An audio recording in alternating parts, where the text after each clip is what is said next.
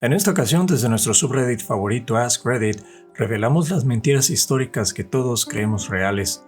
¿Conoces algún otro mito? Te leo en los comentarios. Respuesta 1. Una buena parte de los estudios utilizados para fundamentar la psicología actual han sido difíciles de reproducir. Muchos han arrojado resultados extremadamente diferentes a los publicados originalmente. Me recuerda a uno de mis chistes favoritos de Los Simpson. No se acerquen a la estantería, por favor. La mayoría de esos libros aún no han sido desacreditados. También está otra frase que no tengo idea de dónde la escuché, y cito: no estoy seguro de que unos jóvenes de 18 años que viven fuera de casa por primera vez en Stanford, jugando a ser guardias de prisión, sea un excelente ejemplo de toda la naturaleza humana. Refiriéndose al experimento de la prisión de Stanford, siempre se me ha quedado grabada. Respuesta 2. Lo que me parece una locura son los jardines colgantes de Babilonia.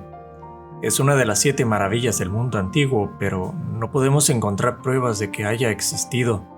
Se describieron con tanto detalle que simplemente asumimos que es verdad. Es una de las cosas a las que, como tenemos evidencia histórica independiente y en algunos casos arqueológicos de las otras 6, se le da el beneficio de la duda, supongo. En algún momento de la historia pudieron haber existido, ya que conocemos muchos detalles al respecto. La estructura probablemente fue destruida o desmantelada y los materiales se utilizaron para otros edificios. Esta era una práctica bastante común en el mundo antiguo. Respuesta 3. Niños que encuentran navajas en sus dulces de Halloween o sustancias ilícitas, como si alguien fuera a regalar sustancias de ese tipo. Siempre he tenido esa impresión también con respecto a la presión social. Cuando estaba en edad escolar siempre me decían que dijera no y me fuera de inmediato para avisarle a algún maestro o adulto si alguna vez otros estudiantes me ofrecían alguna sustancia. En primer lugar, nunca me pasó. En segundo lugar, si lo hubieran hecho, en el momento en que dudaras y les dijeras que no querías, simplemente se la quedarían para ellos mismos y la usarían. No tendría sentido obligarte a consumirla porque sería desperdiciarla. Respuesta 4. La prima nocte. La idea de que en la Edad Media los nobles podían dormir con la novia la noche de bodas no tiene prueba alguna que lo respalde. Para ser honesto, podría llenar todo este tema con todo lo que está mal en Corazón Valiente o Braveheart. Edward Longshanks no era un no creyente. Su hijo, aunque era un rey incompetente, no era un cobarde remilgado.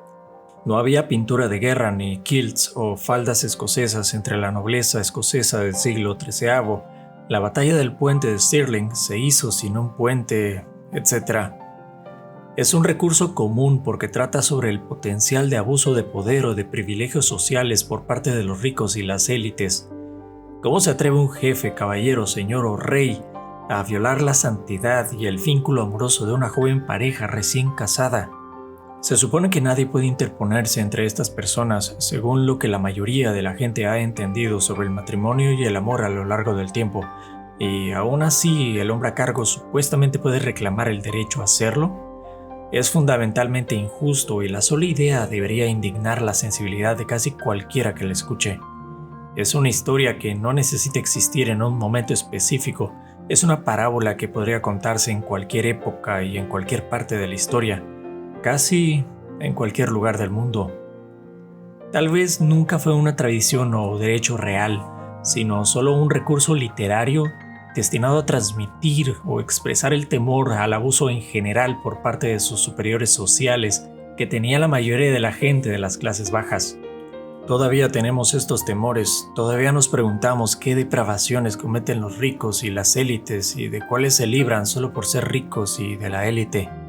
Aunque hay mucho de qué enojarse, se pueden observar casos bastante infames y cómo se encendieron tantos ánimos y se activó a tanta gente que generalmente es pasiva y silenciosa con respecto a los acontecimientos actuales. Creo que apeló a un temor común que la mayoría de la gente tiene sobre los ricos y poderosos, y compartimos ese temor con las innumerables generaciones que nos precedieron y que tenían sus propias concepciones de cómo ocurrían esas cosas en su propia época. Respuesta 5. Todos los que vivían en Escandinavia entre los siglos IX y XI eran vikingos. Los vikingos eran solo los saqueadores y guerreros. Los que se quedaban en casa eran simplemente hombres y mujeres nórdicos. Vikingo era una descripción de trabajo, no una identidad. Y el uso de vikingo como etnónimo realmente despegó en el siglo XIX, cuando los arqueólogos escandinavos rescataron la palabra de la literatura nórdica medieval para designar a la última fase de la Edad de Hierro nórdica. Los siglos VIII al XI se conocen como la era vikinga hasta el día de hoy. Los vikingos ni siquiera se consideraban un grupo de personas. El término vikingo se les aplicó muchísimo más tarde. No había un grupo homogéneo que trabajara en conjunto para coordinar estos ataques. En su mayoría eran grupos pequeños que querían conseguir cosas buenas mediante el saqueo. Respuesta 6. María Antonieta nunca dijo que coman pastel. De hecho, la frase de la obra de teatro que se le atribuye erróneamente es que coman brioche, al ser un tipo de pan más caro. Sí, es curioso cómo traducirlo como pastel la hace sonar maliciosa, cuando brioche simplemente lo convierte en una recomendación de política económica completamente desconectada de la realidad. Tal vez esté malinterpretando mi historia popular semimítica aquí, pero siempre pensé que la desconexión económica, independientemente del tipo de pan, era el punto de toda la moraleja. Ella no necesariamente quería hacer daño, simplemente estaba tan aislada que no sabía o no le importaba saber sobre el sufrimiento del hombre común, y la idea de que tenían suficiente pastel en Versalles para alimentarlos a todos era la cristalización de todo lo que estas personas odiaban de la monarquía. Respuesta 7.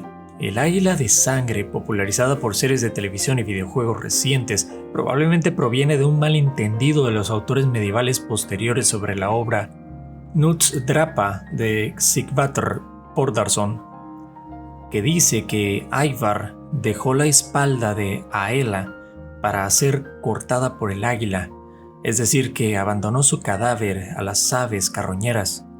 Un método de ejecución tan elaborado también contradice por completo las prácticas judiciales nórdicas, que ignoraban tanto la pena de muerte como la mutilación, utilizando el deshierro como el castigo más alto para los criminales.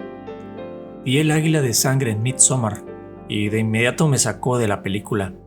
No tenía ningún sentido para mí solo por mi incomprensión básica de la fisiología, y las lecturas posteriores me confirmaron que era pura fantasía y no un método de ejecución real. Personalmente me gustó mucho la inclusión de eso en la película porque esto, sumado al hecho de que la mayoría de las prácticas de la comunidad nos recuerdan más a los clichés románticos del siglo XIX o al folclore sueco moderno que a cualquier cosa que se practicara en la Escandinavia de la era previa a la llegada de las corrientes actuales, realmente implica que el culto no es un reducto antiguo ininterrumpido como afirma, sino más bien una invención ideológica mucho más moderna de extrema derecha. Su obsesión por la pureza de sangre está mucho más en línea con el pensamiento nacionalista de los siglos XIX o XX que con cualquier cosa familiar para las mentalidades medievales tempranas. El horror radica en que la tradición inventada se hace pasar con éxito por ritos ancestrales genuinos y no por la fantasía ideológica moderna que es un punto de la trama que también encontramos en El hombre de mimbre, donde el pseudo-antiguo estilo de vida de los isleños no va más atrás de la época victoriana. Respuesta 8. Que la Europa medieval era un lugar sucio y desagradable donde la gente tiraba baldes de desechos por las ventanas y nunca se bañaban. El saneamiento y la higiene en la Edad Media están bien documentados y hay abundante literatura sobre el tema.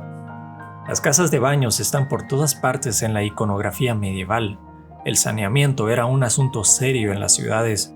Las personas que trabajaban en esa ocupación eran bien compensados pero rechazados y evitados. Los trabajadores encargados de la limpieza recogían todos los desechos de los pozos sépticos y los llevaban al campo donde se usaban como fertilizante. Si tirabas desechos a las calles o no te asegurabas de limpiar tu pozo séptico, te enfrentabas a multas. No había un filtro color marrón sucio por todos lados, eso es solo una mentira de Hollywood. Si tirabas desechos por la ventana, probablemente te pondrían en el cepo por ello. Era responsable de la calle frente a tu casa y hacer algo así habría sido repudiado y sí, probablemente se habrían aplicado multas antes de llegar a ese extremo.